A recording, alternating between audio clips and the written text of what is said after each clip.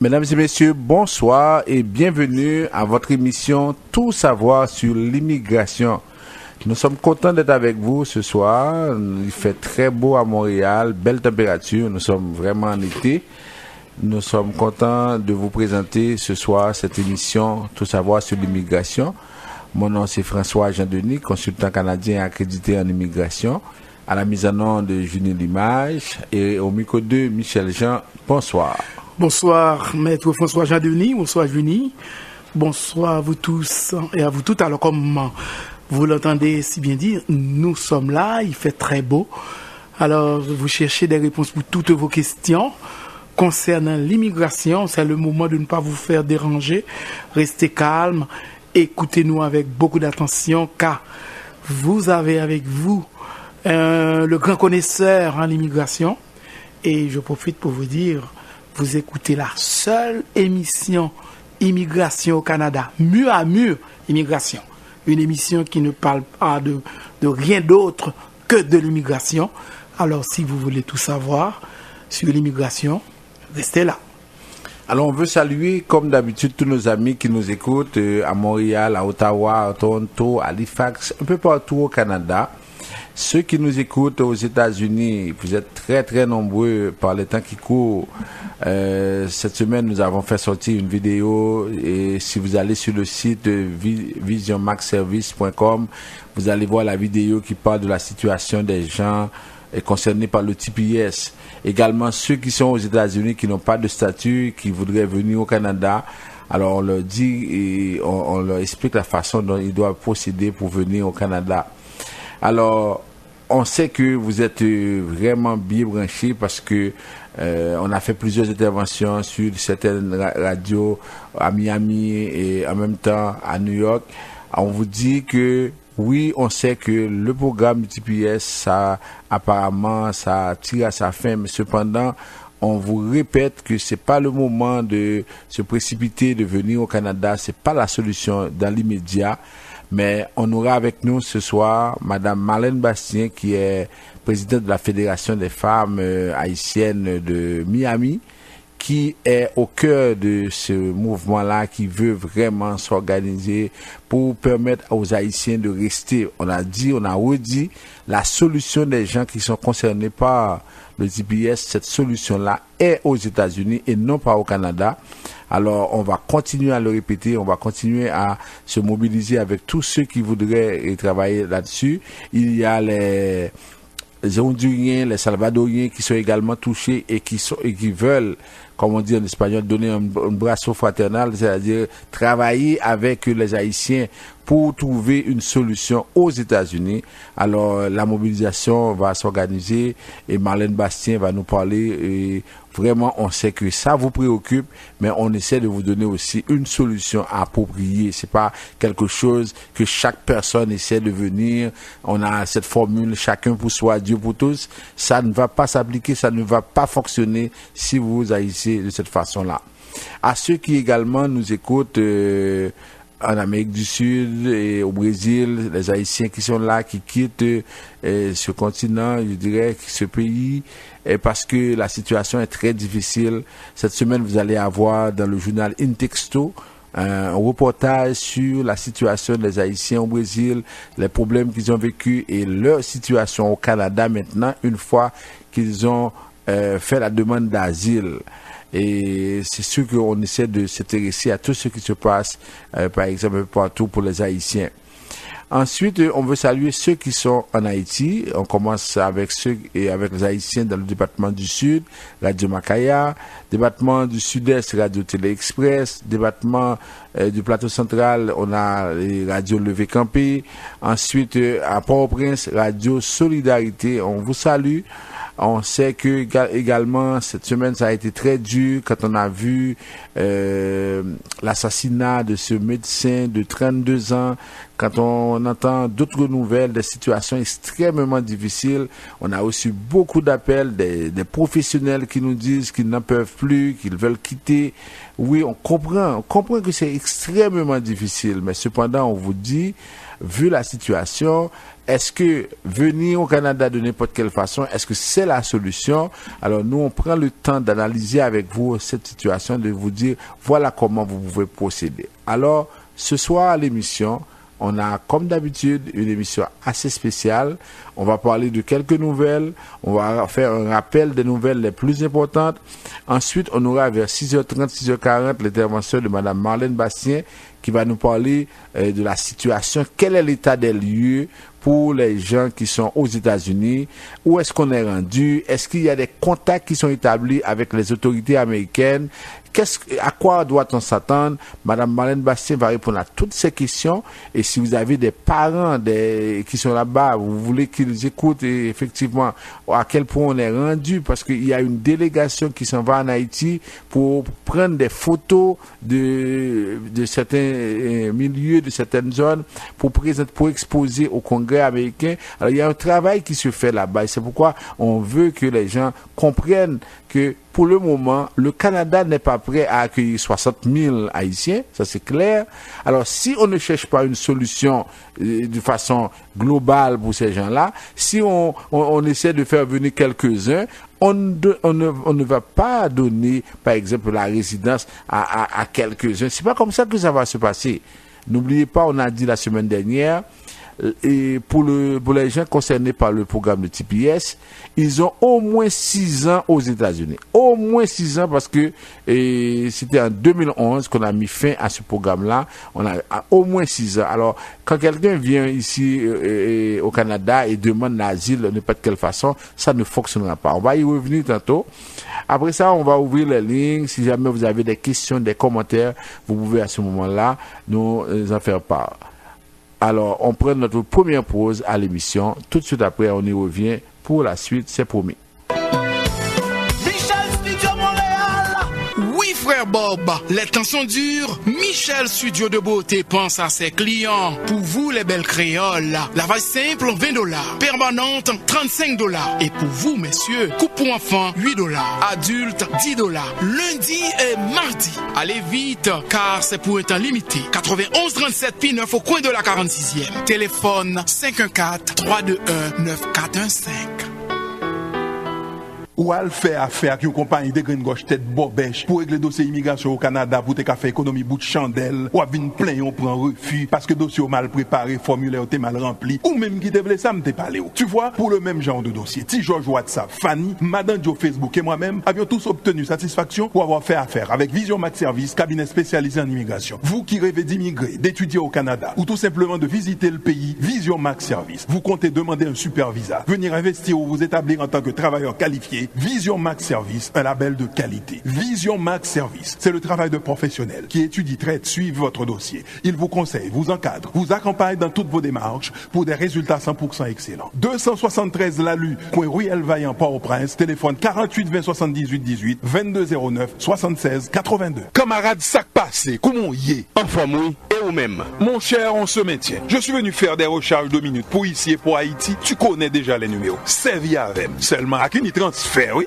Comment ça? Pourquoi Unitransfert? Oh, t'es pas au courant, mon cher. Ce ne sont pas toutes les compagnies qui livrent en Haïti le montant de minutes mentionné sur leur reçu. Elles promettent un montant alors qu'en réalité, elles livrent un autre bien inférieur sur le cellulaire du client. Ah ah, je comprends maintenant pourquoi depuis quelque temps, tous les clients qui viennent au magasin répètent sans arrêt, c'est bon Unitransfert. Bon Unitransfert. Avec Unitransfert, pas menti. Le montant inscrit sur votre facture ici est livré sans aucune retenue en Haïti. Donc, pour vos recharges de minutes ici et en Haïti, dites toujours bon Unitransfert.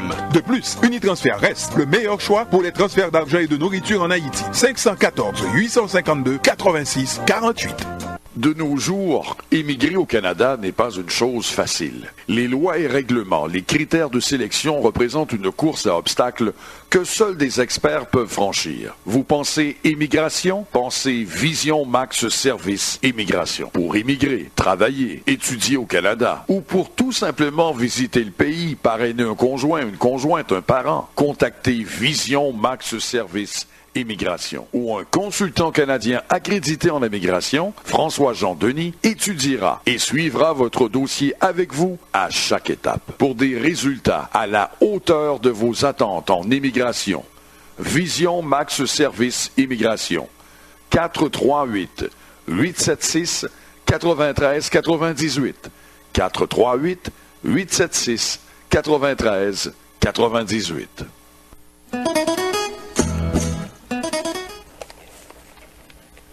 Vous suivez votre émission Tout savoir sur l'immigration. On vous rappelle les numéros de téléphone pour nous rejoindre à Port-au-Prince ou en Haïti de façon générale.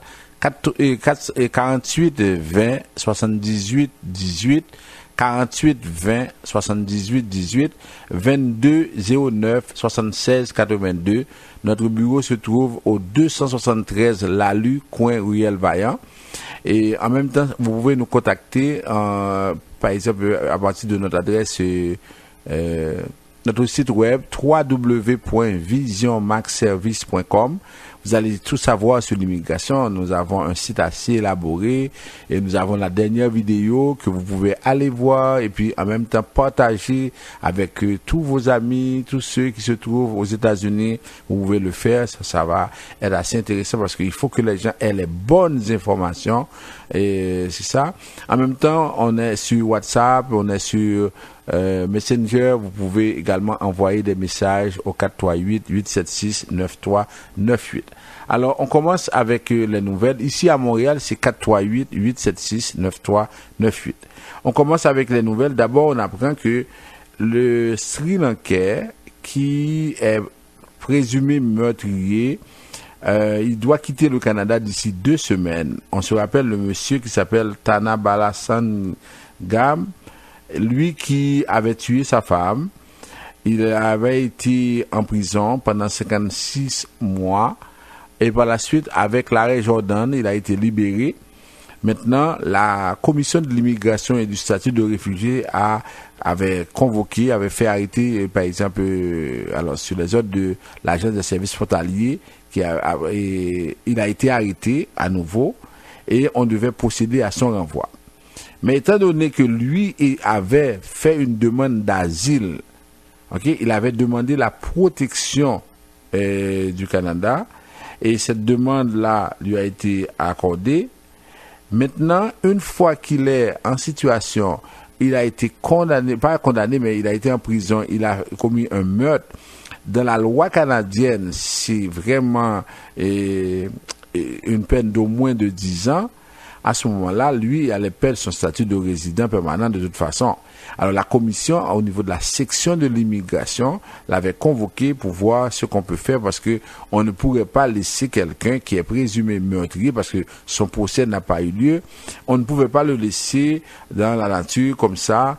Lui qui a dit qu'il a tué sa femme parce que sa femme l'ennuyait. Et on se rappelle, on avait parlé de ça. Ses 2 sœurs étaient venues. Les sœurs ont dit que cette femme qui est décédée est responsable de sa mort parce que c'est elle qui ennuyait le monsieur. Alors, on se rappelle de tout ça.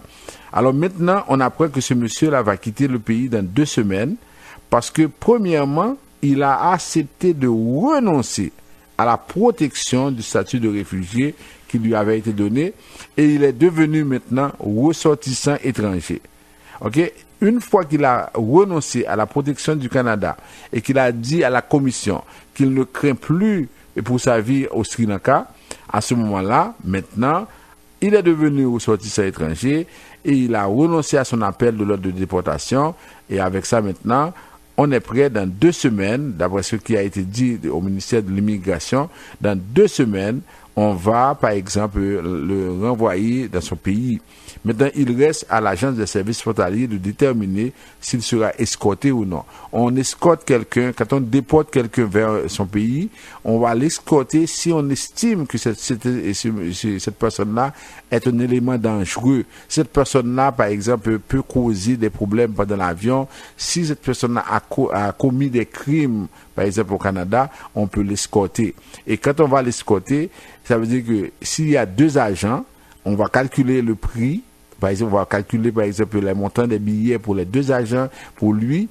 Et si jamais un jour il devrait retourner au Canada, il devrait rembourser le montant des billets d'avion pour ces 2 agents qui l'ont escorté, plus son billet. C'est assez compliqué en ce sens-là. Mais pour le moment, dans 2 semaines, on dit qu'on va le déporter vers le Sri Lanka parce qu'il a commis ce crime. Malheureusement, il n'a pas eu le temps d'avoir son procès. Et on a mis fin avec l'arrêt Jordan, il y a eu l'arrêt des procédures. Il a passé quand même 56 mois en prison au Canada. Et là, il retourne dans son pays. Il est maintenant ressortissant étranger parce qu'il a renoncé à la protection du Canada. Autre nouvelle, on apprend que Entrée Express commence à attribuer des points additionnels aux candidats qui ont un frère, une sœur au Canada ou aux candidats qui ont de fortes compétences en français. Cette nouvelle-là devrait intéresser ceux qui nous écoutent en Haïti. Parce que maintenant, vous qui êtes des professionnels, vous voulez quitter quitter sans délai le pays parce que vous ne vous sentez pas à l'aise, confortable, il y a trop de problèmes et peut-être qu'avec la ministre qui devrait quitter, on ne sait pas si c'est lié ou pas. Alors il y aura peut-être des scènes, des situations de sécurité dans le pays. Vous voulez quitter. Généralement, vous qui êtes à l'étranger, vous qui êtes par exemple en Haïti, vous aviez l'habitude d'appliquer dans le programme de travailleurs qualifiés au Québec. Mais ce qui arrive depuis quelque temps, ça ne fonctionne plus dans le programme du ministère de l'Immigration du Québec. Même les gens qui ont pu appliquer dernièrement dans le programme de travailleurs qualifiés, c'est-à-dire on sait que c'est un processus maintenant où on crée son profil et après ça maintenant, le jour où on doit soumettre sa demande, c'est vraiment une loterie, on ne sait pas si oui ou non on va pouvoir soumettre la demande. On a appris le 8 mars dernier qu'on a annulé d'autres dossiers parce qu'on a compris que ces gens-là n'avaient pas toutes les compétences nécessaires, n'avaient pas accumulé assez de points en français. Alors maintenant, il y a l'autre programme, il y a 2 autres programmes de travailleurs qualifiés. Il y a Entrée Express au niveau fédéral, il y a le programme des autres provinces. La semaine dernière, on vous a dit que l'île du Prince-Édouard est en train de recruter et veut avoir des personnes sur place. Ça veut dire que dans le programme de cette province-là, c'est possible pour vous aussi d'appliquer. Alors, Entrée Express est le programme fédéral. C'est-à-dire que quand vous décidez d'appliquer dans ce programme, il faut d'abord faire évaluer votre diplôme. Il y a 2 organismes qui sont accrédités pour faire évaluer le diplôme. Ça va vous coûter près de $800. Alors, ça c'est une possibilité. Mais en même temps, ça veut dire que vous créez votre profil et votre nom, votre dossier est dans un bassin et les employeurs canadiens, ils vont consulter, ils vont décider si oui ou non, ils vont pouvoir, par exemple, vous accepter. C'est un des programmes les plus rapides, c'est-à-dire que les délais sont c'est très court. Ça veut dire que on a la possibilité d'appliquer et peut-être dans 6 à 8 mois, on devient résident permanent si la chasse nous sourit, si effectivement on est choisi dans ce bassin-là. Alors, on apprend que maintenant, on vous donne plus de possibilités dans le sens que on va donner des points additionnels aux candidats qui ont un frère et une sœur au Canada. On se rappelle, pendant la campagne électorale, les libéraux avaient dit que oui, on va permettre aux frères et sœurs de pouvoir, à ceux qui ont des frères et des sœurs, de pouvoir venir au Canada. Il y en a qui avaient créé cette confusion, qui avaient pensé qu'on pouvait parrainer un frère ou bien une sœur. Non, c'est le cas. On se rappelle, on avait dit ça à l'émission. On n'est pas en train de dire qu'on peut parrainer un frère ou une sœur. Ce qu'on est en train de dire, si vous avez un frère et une sœur au Canada et que vous appliquez dans le programme d'Entrée Express, on ajoute des points additionnels. On sait que pour être qualifié, ça prend un nombre de points. Alors maintenant, si vous avez un frère et une sœur, vous avez plus de points, vous avez plus de chances d'être qualifié. J'aimerais qu'on le comprenne ça. On n'est pas en train de dire que vous pouvez parrainer votre frère, votre sœur. La seule fois qu'on a pu avoir cette possibilité-là, c'était pendant le tremblement de terre, lorsque Québec, c'est même pas le fédéral, c'est Québec qui avait initié ce programme, qui avait permis à des frères et sœurs de parrainer, leurs parents, et pendant cette période-là. Ça avait commencé le 20 janvier et ça avait pris fin ça avait commencé le 13 janvier et ça avait pris fin le 20 juillet 2010. Alors après cette date-là, on n'a pas eu d'autres occasions. Alors que les gens comprennent, et puis parce que souvent on a d'autres qui essaient de les induire en erreur pour dire n'importe quoi. Alors, on apprend que maintenant, dans le programme Entrée Express, on donne des points à ceux qui ont des frères et des sœurs au Canada, et en même temps, on donne des points à ceux qui ont de fortes compétences en français. Ça me permet de dire quelque chose à ceux qui nous écoutent en Haïti. Vous avez l'intention de venir au Canada. Vous savez que le Canada a 2 langues, le français et l'anglais. Vous avez déjà été scolarisé en français. Si, par exemple, vous voulez venir au Canada, vous savez que vous devez améliorer le niveau en français. Alors, tout ce que vous avez à faire, c'est de vous organiser pour parler correctement le français. Il y a un test de français qui sera administré. Alors, pendant que vous attendez, pendant que vous voulez venir, vous pouvez à ce moment-là vous organiser pour pratiquer ou bien pour améliorer le niveau en français. Ceci est très important parce que si vous avez de bonnes notes en français, vous avez plus de chances d'être qualifié. OK? Parce que souvent, vous nous dites oui, je veux venir, je veux quelque chose qui va qui ne prend pas beaucoup de temps, qui est rapide là pour là. On veut vraiment venir au Canada. Alors, il y a le visa de visiteur, en même temps, il y a par exemple ce programme Entrée Express, il y a le permis d'études, il y a le parrainage, parce qu'il y a des programmes qui peuvent fonctionner, mais c'est à vous de vous conformer. N'oubliez pas, le Canada n'a pas à s'adapter à vous.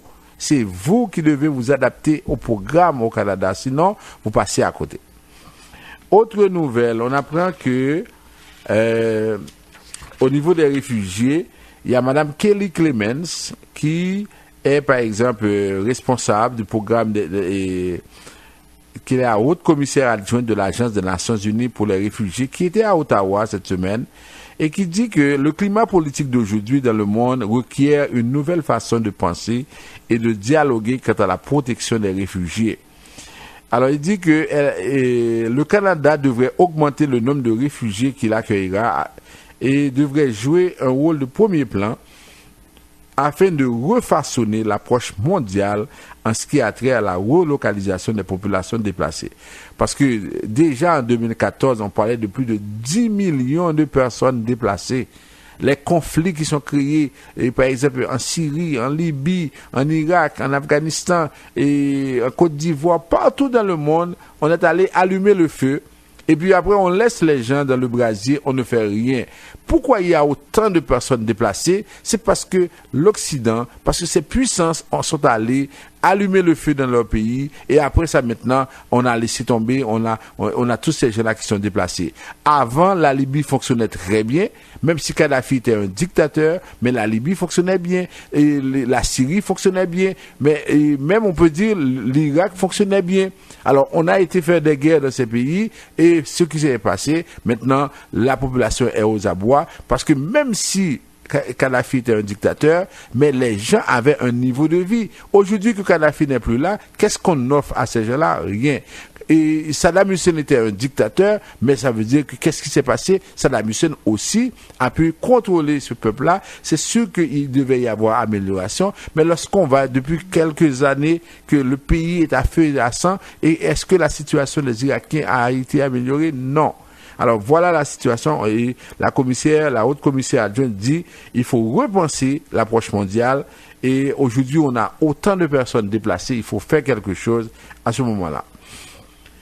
Maintenant, pour terminer, on a une bonne nouvelle du côté du Québec qui apprend que le ministre de l'Éducation a annoncé hier la gratuité scolaire pour les enfants sans papier et de l'action contre les écoles illégales.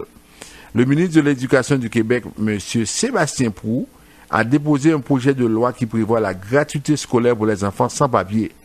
Ce projet entend aussi doter le ministère de l'autorité nécessaire pour inspecter les écoles illégales.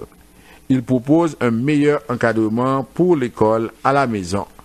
On évalue le nombre d'enfants sans papier au Québec entre 800 et 1200.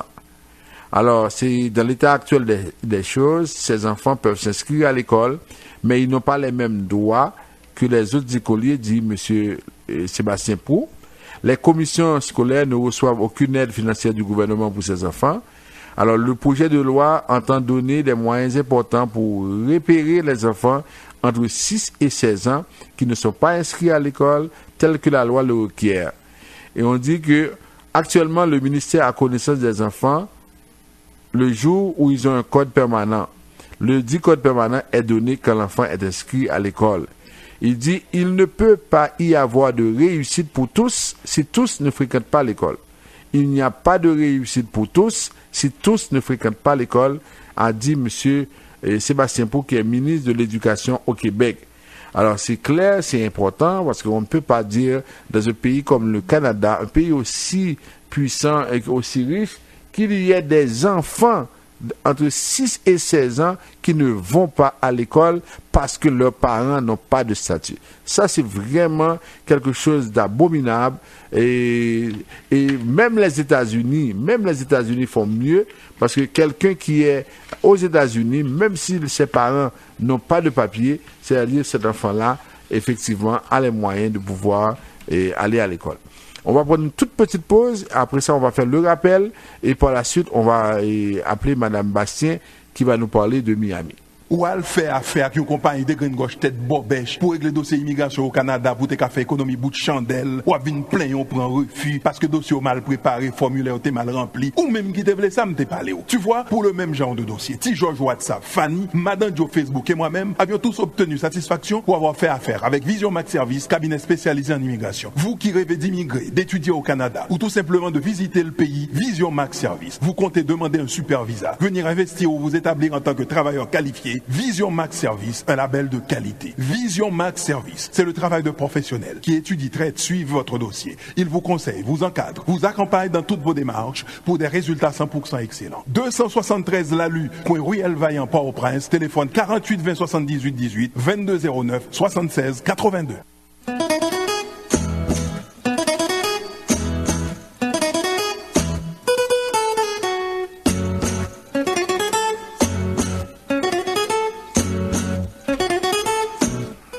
Vous suivez votre émission Tout savoir sur l'immigration. Alors maintenant, on fait le rappel des nouvelles les plus importantes. Alors je voudrais commencer avec les gens qui appellent, par exemple, pour les enfants, l'âge des enfants qui a été changé. Quand est-ce qu'on va pouvoir, par exemple, parrainer les enfants de plus de 19 ans? C'est le 24 octobre 2017. 24 octobre 2017, vous allez pouvoir parrainer les enfants qui sont âgés de plus de 19 ans. Mais jusqu'au 23 octobre à minuit, si votre enfant a plus de 19 ans, on va refuser la demande. Attendez jusqu'au 24. Il y en a qui me disent, oui, mon enfant va avoir 22 ans en août. Bon, même s'il va avoir 22 ans en août, c'est la loi qui dit, c'est à partir d'octobre que ça va s'appliquer. Moi, je ne veux rien faire. Si malheureusement votre enfant va avoir 22 ans en août, ça veut dire que vraiment votre enfant a raté une chance. Et puis, sinon, je ne peux pas vous dire que oui, on va prendre une chance, on va essayer de faire quelque chose. Non, c'est la loi. À partir du 24 octobre, vous pouvez parrainer. Il y en a aussi qui posent des questions sur la citoyenneté. La citoyenneté, le projet de loi est à l'étude, je pense, au Sénat. On n'a pas encore adopté cette loi-là. Il faut, jusqu'à présent, pour faire la demande de citoyenneté, c'est vraiment 4 ans. Et le montant, c'est toujours $630. Ensuite, pour la résidence permanente conditionnelle, il y en a qui posent des questions. Est-ce que si la personne vient, est-ce qu'elle a toujours 2 ans? On a également modifié ce règlement. Maintenant, si vous parrainez quelqu'un, c'est vraiment, il n'y a pas de résidence permanente conditionnelle. La personne peut, à sa résidence permanente dès qu'elle arrive ici au point d'entrée.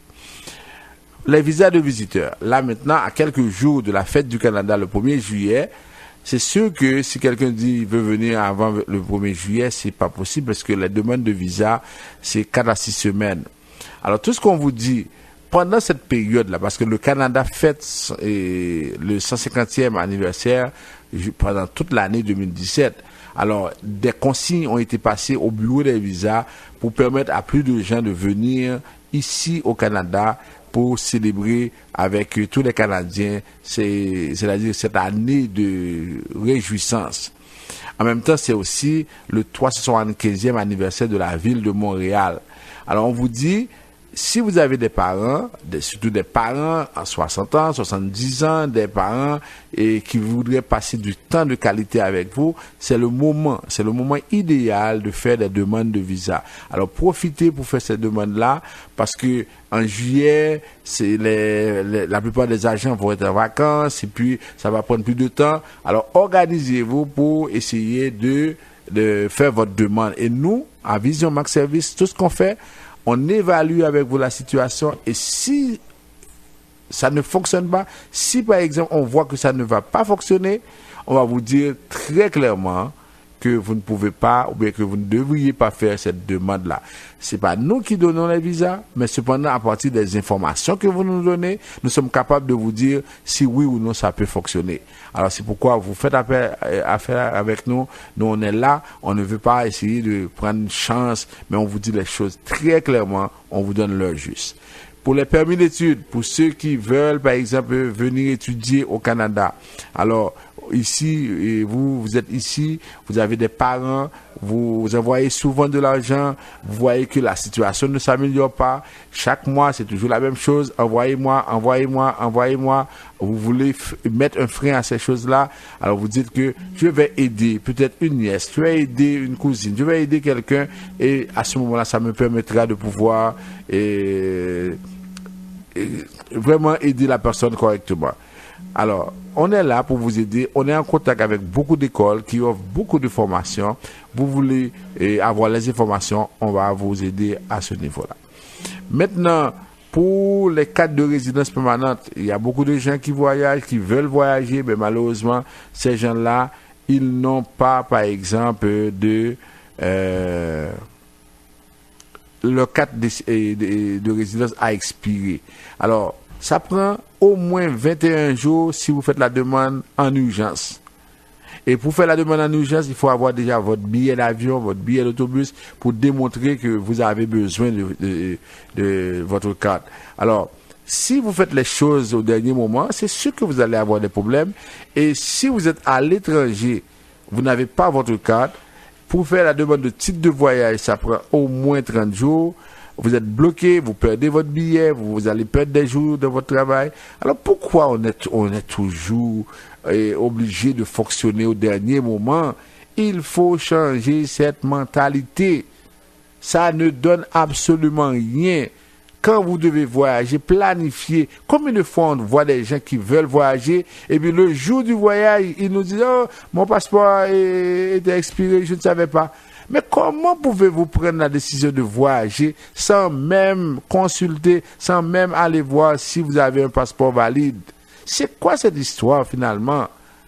Vous voyagez, vous ne savez même pas que votre carte, c'est arrivé à l'étranger que votre carte, vous avez constaté que la carte de résidence a expiré. Est-ce que c'est sérieux ça?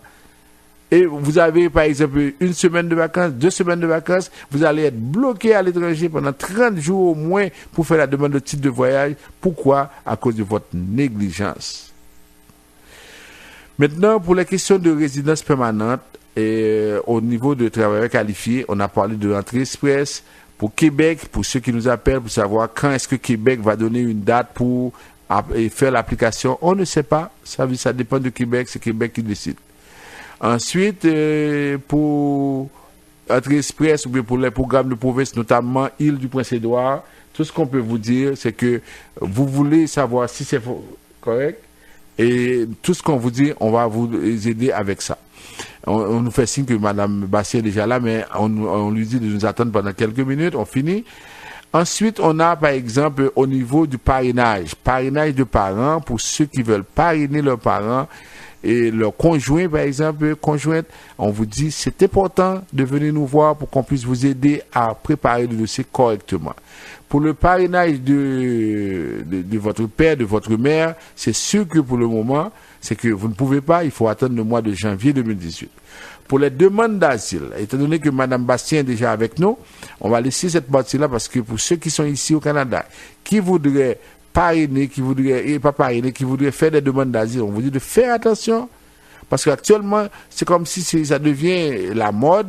On arrive ici, qu'on ait des problèmes, qu'on n'ait pas de problème, on dit on va faire une demande d'asile. C'est comme si le Canada était en train d'appeler tout le monde pour dire venez, faites des demandes d'asile. Faites attention. Alors, on va prendre Madame Bastien en ligne. Alors, Madame Bastien, bonsoir et bienvenue à notre émission. Bonsoir et merci pour l'invitation. Oui, alors Madame Bastien, pour les gens qui ne connaissent pas, ou c'est un monde qui a milité longtemps, Miami, la question droit mesdames, droit tout le monde pour gagner un statut.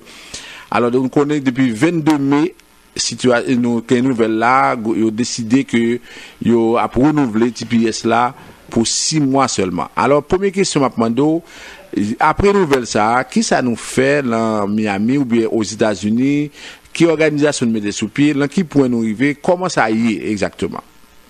Premièrement, saluer et vous remercier pour l'opportunité. On a profité de saluer tout coéquipier qui est avec nous dans la station, et bien on a profité de saluer tout auditeur, auditrice qui est branché. Et bon, donc on est depuis bientôt 7 mois, et Forme haïtienne à Miami en collaboration avec la organisation droits immigrants et droits monde, à part bataille, à organiser localement et nationalement aux États-Unis pour renouvellement, statut protégé, des haïtiens après tremblement de terre pour 24 mois, dans le cas pas non, Forme haïtienne à Miami, et dans le cas en pilote organisation à niveau national pour 18 mois. Et nous connaissons, après rencontre, secrétaire Kelly, secrétaire Homeland Security, John Kelly, avec le président Jovenel Moïse mardi dernier en Haïti, eh bien, il fait comprendre que, eh bien, but lui-même et but et administration Trump-là, c'est pour camper définitivement le programme TPS, le programme statut protégé ça. Raison libre pour ça, c'est parce que il dit que il y a un pile pays qui tient statut protégé depuis 1997, 1998, dans le cas Honduras, dans le cas Salvador, par exemple. Dans même Haïti gagne un statut protégé ça depuis 2010, bien que l'organisation PANO l'a organisé pendant 7 ans avant le président Obama, finalement, après le tremblement de terre là, même le Haïti était qualifié avant, après le tremblement de terre là, approuvé statut protégé ça. Donc, il dit que, et 6 mois extension libérale, c'est pour permettre Haïtiens ça organiser et de gagner un support gouvernement haïtien pour ta bail document de travail pour mon salaire retourner dans le pays d'Haïti. Nous-mêmes qui sommes fait dans le centre haïtien à Miami, côté nous depuis 7 mois là, nous coordonné effort à niveau national. Nous gagnons des réunions stratégiques une fois par semaine, côté monde qui TPS avec différentes organisations en cap travail dans le domaine immigrant, organisations qui travaillent pour bataille pour droits travailleurs, labor, organisations religieuses qui pas venir en grand nombre, mais quand même il y a quelques graines qui viennent pour nous et sinon qu'à continuer et stratégie à continuer à organiser localement. De qui ça organisation ça constitué, les constitué de lettres qu'on a dans un processus côté non visé employeurs à niveau national pour demander pour envoyer lettre directement au président Trump parce que le président Trump comme nous connaissons businessman il a pensé que dans stratégie dans développer les cas répondre à employeurs ça nous connaissons Disney World par exemple qui gagne 700 TPS récipients tout le monde qui gagne TPS à travers la Cali déjà prononcé il vous il est directement au président Trump le secrétaire Kelly pour demander pour renouveler TPS pour 18 mois parce que yo remet travail avec Haïtiens 700 TPS récipients ça yo pense que yo ba bon rendement Haïtiens aux États-Unis en général ils ont réputation de bons travailleurs, de rudes travailleurs. Okay. Donc Disney World a demandé pour l'administration Toblan ou renouveler TPS. Donc nous-mêmes nous avons contacté Chambre de commerce dans la campagne là, fait partie de campagne là, en plus de lettres, envoi de lettres, en plus de pétitions, support des pétitions, et New York mettait dehors, si on a qui fait déjà, nous pas essayer de répliquer lui, non, essayer de supporter lui, lettres, pétitions, appels, Twitter rally sur social media, que nous utilisons en pile, nous même dans information dans Miami, parce que nous faisons travail avec le temps, changement à niveau technologie, et nous gagnons un voyage qui est préparé pour Haïti, puisque le président pays d'Haïti dit que le pays d'Haïti est rétabli, ben donc on fact-finding mission, on va le faire, voyage aux États-Unis pour rencontrer avec députés, sénateurs, républicains et démocrates. Donc son stratégie bien établie qui constituée de différents bagages dans cette cité, en plus de mobilisation sur béton. Oui, mais avec qui monde dans le gouvernement américain que nous en contact et Black Caucus par exemple aux États-Unis, l'autre groupe qui connaît aidé haïtiens souvent yo, qui contact nous gagne avec eux et comment ça y est même? C'est important pour mentionner que le gouvernement TPS est heureusement il y a un support toute institution, en majorité institution à niveau national. Majorité journal, que c'est Miami Herald, que c'est Boston Globe, que c'est New York Times, que c'est Washington Post, ils ont tout écrit déjà, donc à faire recherche nous-mêmes, sur l'importance pour renouveler TPS. En ce qui a trait à organisation, tant que Black Caucus, différents membres congrès, républicains et démocrates, eh bien, TPS les jouit de support bipartisan. Avait dit ni républicains ni démocrates, même républicains qui réellement, à part 30% qui supportent, qui dans l'aile dure, qui supportait Trump, eh bien, républicains, en majorité républicains, en pile yo supporté au renouvellement TPS, statut protégé. Et donc, a dit que nous gagnons un support total, 100%, délégation en Floride là.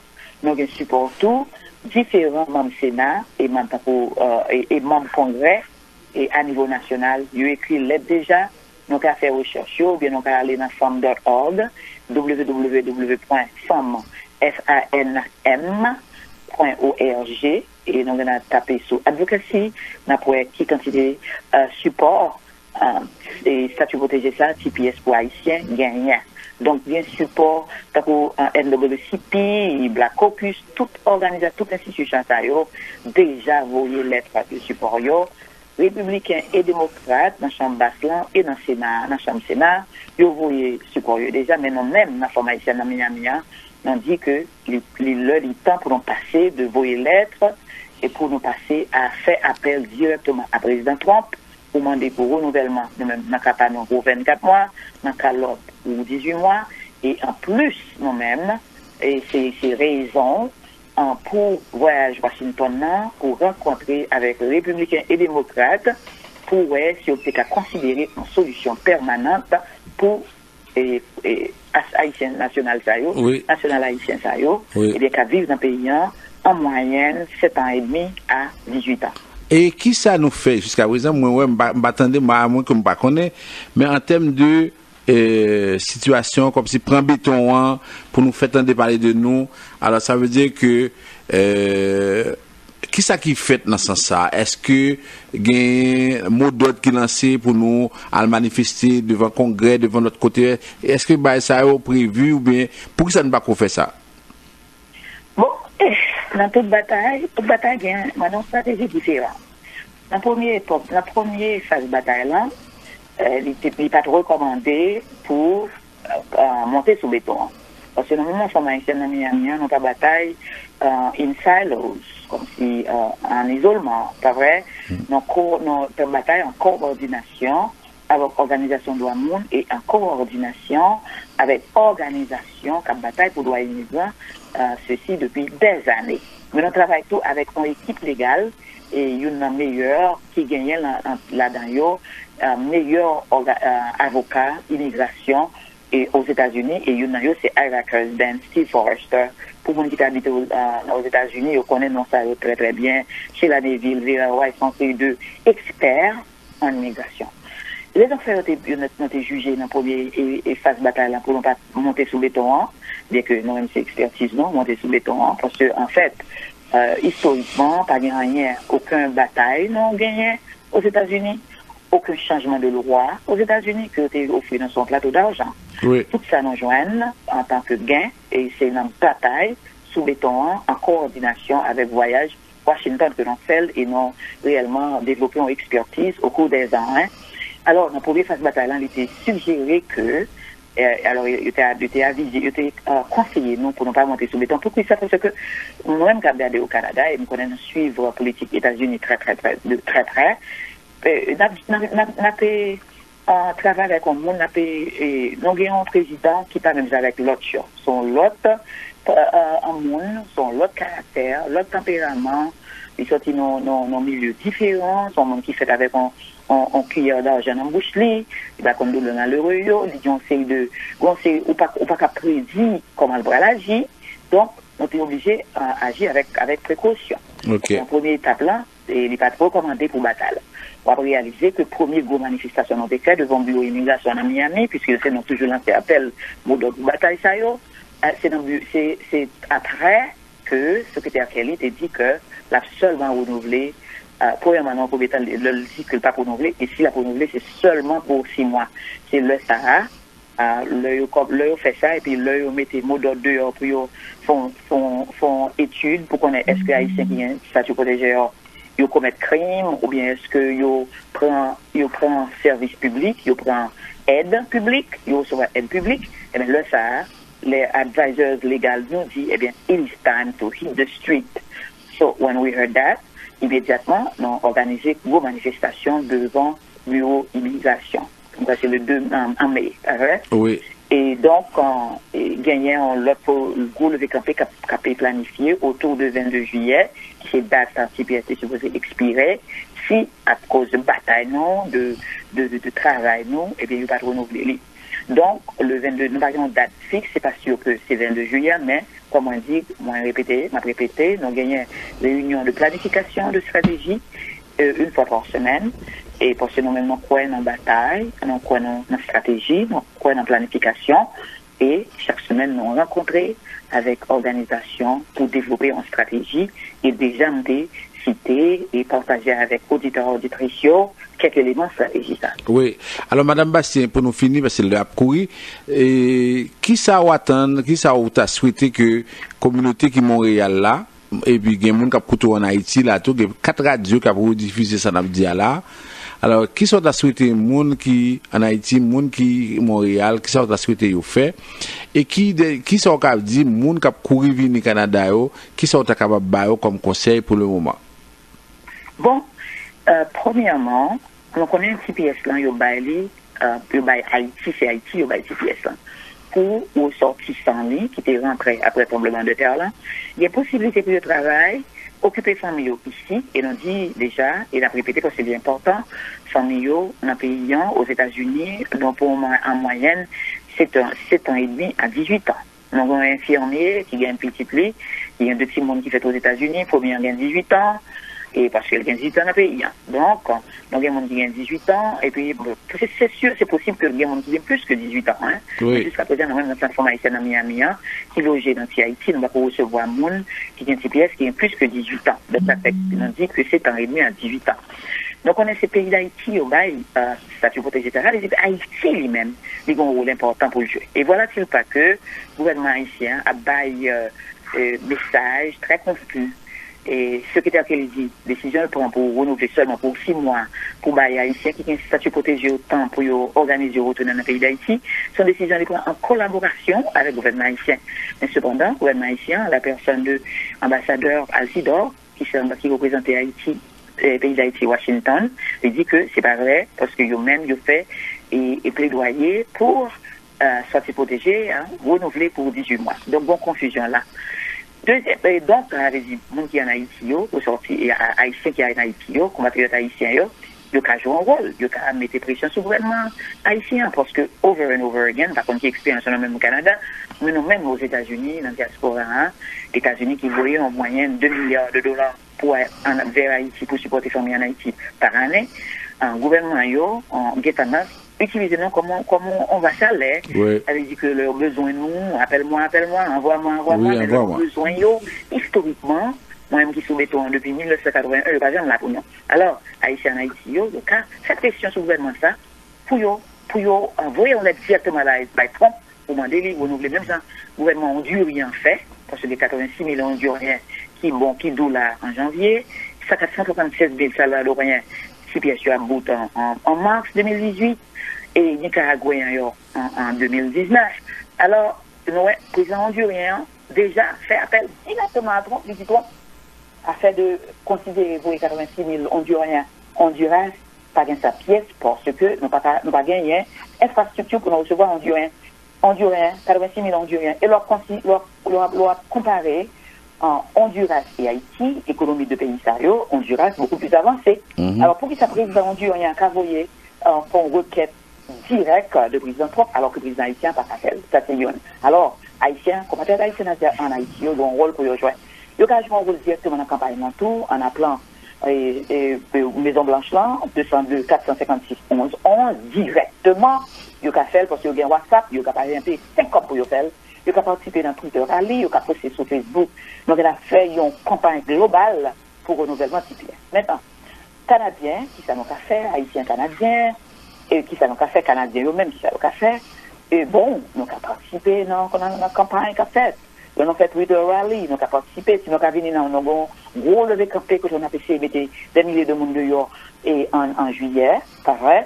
Le long de là, on a partagé avec vous, François. Oui. Donc, on a décidé pour nous venir en délégation. Oui. Et puis tout, pas une bataille qui mène sans ressources, pas une bataille qui mène sans l'argent. Donc, on est allé dans www.femme.org. Donc, on a qui travaille extraordinaire qu'a fait. Et puis, bail donation pour supporter la bataille là.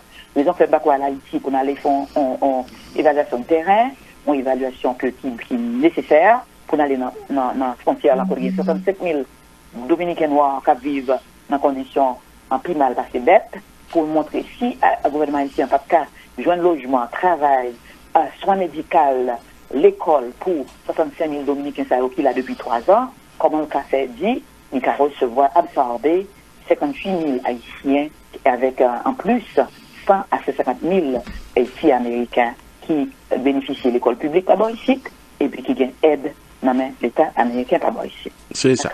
Bon, pas de problème. Merci un peu, Madame Bastien. En tout cas, nous avons été en contact parce que nous avons suivi le dossier de très près et puis avec ça, nous avons pour nous parler encore. D'accord, www.femme.org. Merci. Oui, pas de problème. Je dis ça veut dire si vous voulez aider et monde qui organisation ça cap goumé et États-Unis dans ce sens ça, vous aller sur le site internet là www.femme.org parce qu'en pile là nous gagne famille, nous gagne monde notre bois et comme nous dit solution c'est une solution qui doit prendre aux États-Unis, c'est pas courir faire mon venir boire pas ici parce que pas grand chose que nous va l'offrir pas boire ici. En effet. C'est ça. Merci, à plus. OK, merci. Oui. Bye. Oui. Alors là, on est vraiment débordé, Michel. Oui. Puis alors, il y a tellement de questions. Puis bon, je sais pas rapidement si on peut essayer de. Oui. Et Maître Jean-Denis, félicitations pour votre émission. Maître Jean-Denis, j'ai un cousin qui est entré au Canada. Il avait fait une demande de réfugié qui a été refusée. Il a fait humanitaire, ça a été également refusé.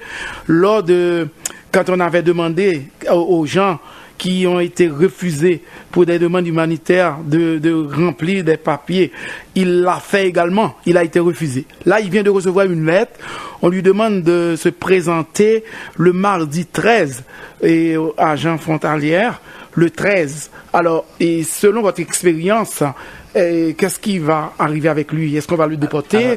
C'est ça. Alors, il avait fait une demande d'ERA. Oui. On l'a convoqué pour lui donner les résultats de cette demande-là.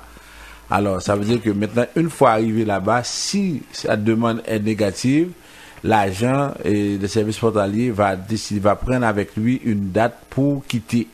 Le pays. Quitter le pays. Alors, je profite pour dire aux gens que même si nous ne battons de rien qu'à passer, ça veut dire que l'agent service frontalier très actif. Et il a cherché, il a convoqué monde, il a voulu monde aller, ça veut dire que pour nous pas penser, c'est ça qui fait que nous avons réitéré ça, nous avons dit ça.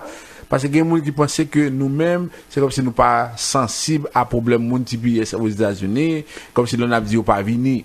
Mais pas venir, c'est dans quelles conditions, et venir, est-ce que après 3-4 mois, est-ce que ça n'a pas voulu qui passe aux États-Unis, est-ce que c'est pas même bagaille là?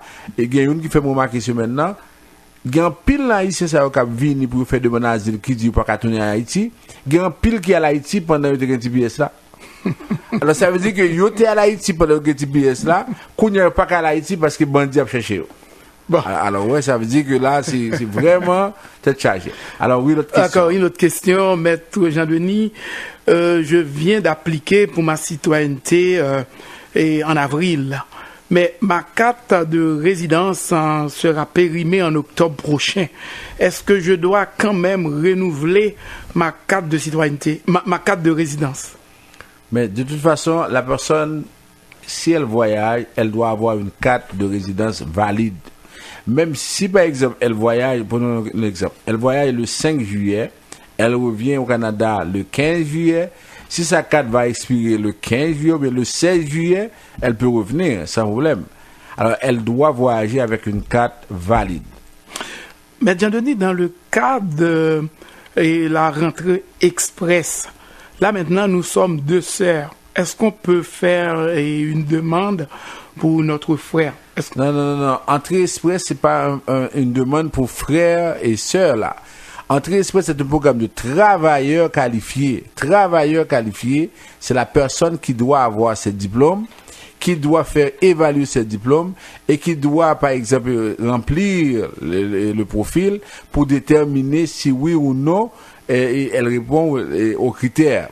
Une fois qu'elle a d'aide de la famille, frères et sœurs au Canada, on va lui donner des points additionnels. Il ne s'agit pas d'une demande de parrainage. Il s'agit de programme de travailleurs qualifiés. C'est la personne qui fait sa demande là. Ok? C'est le programme Entrée Express. Allez sur le site également de Entrée Express, vous allez avoir tous les détails. Bon, pour moi, ma question est simple, Maître François Jean-Denis. Je viens d'avoir ma résidence, la carte de ma résidence. Est-ce que je peux faire une demande d'un visa pour aller visiter les États-Unis? Bon, la personne peut toujours faire une demande de visa. Il revient aux autorités américaines de décider si oui ou non on va accorder le visa. Comme on sait, un visa c'est un privilège, c'est pas un droit. C'est à la personne de savoir tout ça. Alors, comme il n'y a pas d'autres questions, Michel, et j'avais dit aux gens... Il y a d'autres, mais on va arrêter là. Oui, c'est ça. Pour la question d'asile, alors c'est ça, on a parlé de ça. On a les gens qui sont venus des États-Unis, du Brésil, qui vivent aussi une situation difficile parce que ils avaient la résidence permanente au Brésil et le Canada leur dit j'ai la liste de 43 700 personnes qui ont eu la résidence au Brésil. Avec ça maintenant, puisque vous avez eu une protection, ce qui va se passer, on va vous refuser. Alors voilà la situation dans laquelle se trouvent la plupart des gens qui viennent du Brésil. On n'a pas encore pris de décision, mais pour le moment, c'est que les commissaires ont reçu des avis d'intervention du ministre qui dit non, c'est que ces gens-là ne peuvent pas être protégés parce qu'ils ont eu la protection. Et on ne veut pas que ça arrive à nos frères qui viennent des États-Unis. Et nous ne pouvons pas rappeler que nous, chaque monde a couru. C'est ça que nous trouvons, l'autre problème qui posé, l'autre communauté qui est désorganisée, laisse à tout le monde payer les conséquences là. Parce que si nous te mettons ensemble, même je me suis dit, Madame Bastien, si tout Haïtien été organisé au Miami, il n'a pas dit ça, je dis là, mais il dit l'autre jour, ils ont rencontré, Haïtiens ont rencontré, ils ont fait une rencontre pour essayer de ramasser comme pour être capable d'aider. Tout Haïtien qui l'a eu, $33. $33 que ils ont cotisé. Tu es obligé de donner le chiffre. Oui, mais non, pas ça. Non, $33 pour que il y a besoin, alors que il dit, il y a vos délégations en Haïti, puis il y a le garder par exemple, côté qui mal yo, pour présenter devant le congrès, puis il dit que moun yo, il pas fait rien. Alors, il pas fait rien. Ensuite, grand pile moun me parle avec les États-Unis, il dit, oh non, nous pas parler de manifestation parce qu'il pas l'arrêter non. Mais sous que TPS, comment il a fait arrêter, sous que TPS ou gon protection. Nous pas demander moun qui gagne, qui pas de statut pour aller dans la manifestation parce qu'il y a pas arrêté au vrai. Mais au moun qui gagne TPS, il pas arrêter parce que il y a une protection. Il n'y a pas qu'à déporter puisque il y a une protection qui valide jusqu'au 22 janvier. Alors si nous chutons à la caille, nous ne pouvons pas régler rien sur ça. Et puis nous attendons. C'est comme si tout le monde a essayé qui t'a plus vite, qui peut courir, puis on vient faire qui ça. Alors moi dis-nous ça, regardez, il dit 18 ans. Il répertorie la plupart de gens qui ont 18 ans, qui ont 10 ans, qui ont 12 ans, qui ont 6 ans et pour plus petit. Et me dit nous ça. Et par exemple, ce maintenant encore, Michel, il y a un monde qui dit que lui-même, l'autre bois depuis 18 ans, et il songeait que il y a un monde qui t'a cherché pour le tuer lui. Ça fait 18 ans. Et me dit, bon amis, qui j'en parle qu'à prouver que moun sa qui ben tio depuis 18 ans moun ça là toujours il va jamais il va mourir et qui c'est au pour présenter ça il va non depuis c'est bandit ou qu'on va mourir facile alors bien réponse qu'il bat alors c'est ça qui fait que nous dit nous ça même gens moun qui viennent ici qui gagne visa visiteur avant moun peut-être non pour dire nous fait ceci fait cela vienne dans Vision Max n'a ban nous bon conseil n'a dit nous ça ne ka faire ça ne pas ka faire parce que sinon n'a pas dans tout problème avec ça. Non mais c'est sûr que pour les gens qui passent au bureau au moins vous allez avoir l'heure juste ça là il faut pas sortir de là. C'est ça. Alors pas, c'est pour pas menti et ni pas moun k'ap chercher point com non. Yo dit nous c'est ça. Même quand c'est pas bon pour vous, mais vous allez vraiment sortir avec la vérité. Tout à fait. Et nous disons, allez sur le site internet là, nous avons des vidéos qui passent, nous avons des informations, nous avons essayé au fur et à mesure. Et semaine là, le journal Intexto, nous avons un bon reportage sur les affaires haïtiennes qui sont au Brésil. Et Jean-Numa Goudou, qui est journaliste, a fait travail là, et puis il a essayé de joindre toute l'information au niveau de l'immigration, combien haïtiens qui sont aux États-Unis, qui viennent au Brésil, qui quittent Brésil, qui viennent aux États-Unis, qui viennent au Canada. Et avec ça, pour nous, ouais, qui ça Canada a décidé de faire avec eux? Et déjà, nous disons, ils ont une note pour tout le monde, ça a dit que pas de résidence parce que ils ont une résidence Brésil. Alors, est-ce que nous, ouais, malheureux, ça a passé toute misère, ça a qui fait 7 mois en route de Brésil pour arriver juste ici. Et puis, pour nous, ouais, qui misère pour retourner là encore. Est-ce qu'on y a là, nous pouvons demander l'autre pour nous retourner, pour nous venir. Et tout le monde qui a dit, est-ce que nous avons un plan pour nous aider, pour nous dire, leur fin venir, qu'on y a là, nous pouvons mobiliser pour faire le gouvernement accepter. Est-ce que le gouvernement canadien dit pour accepter 60 000 Haïtiens? Alors, c'est ça qui fait faut nous réfléchir en pile avec ça. Nous-mêmes, comme Vision Max, nous avons toujours dit nous, ça qui est la vérité, que nous d'accord, que nous pas d'accord, parce que nous connaissons depuis au monde 10 vérités, ou l'en bon chemin, ou là pour longtemps. Alors, merci à Junie qui a été aux touches techniques. Merci Michel. Alors, on se donne rendez-vous pour la semaine prochaine.